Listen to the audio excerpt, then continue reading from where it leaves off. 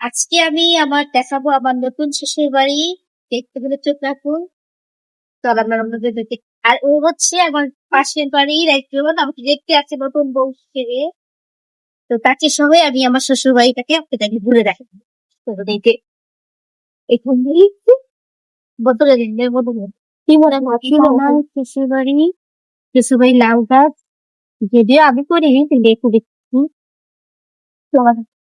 আমার পরিচয় করাও। পাশের বাড়ির একজন আমাকে দেখতে আছে যে তুমি চিনবই। হ্যাঁ দেখা বাড়ি। তারপরে এটা হচ্ছে আমার বাড়ির সিগনাল সুন্দর করে করেছি, পুস্তকগুলো আরো সুন্দর করে।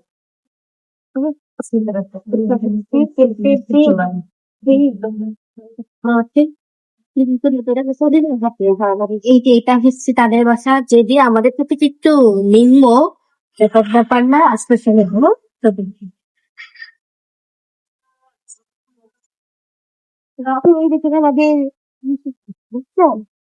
এটা আমাদের গরু, আমরা গরু পানি। তবে তো যে এলাকায় যেটা নতুন নতুন না আমি জানি।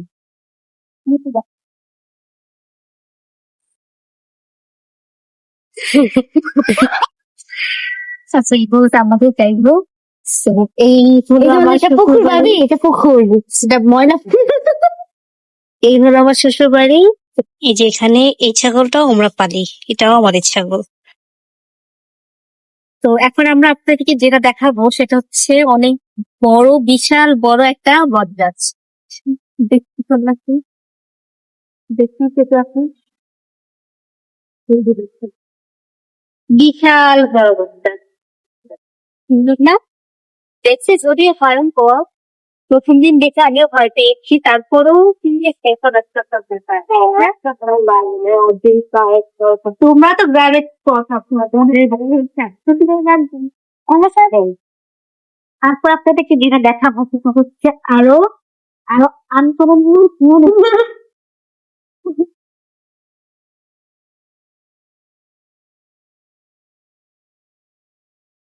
এই যে এটা জেলখানা ছিল, যদিও এখন নেই।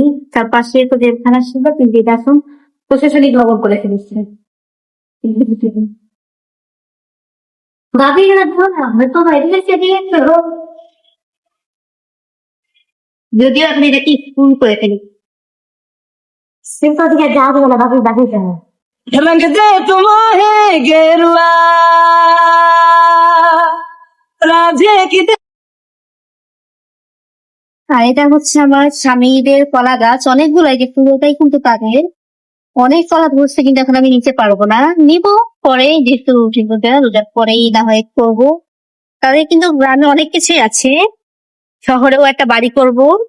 কিন্তু এখন আমি কয়দিন আর কি, যেহেতু নতুন বউ থাকতেছি আর কি গ্রামে, ইনশাল্লাহ আমি আবার ঢাকা শহরে চলে যাবো।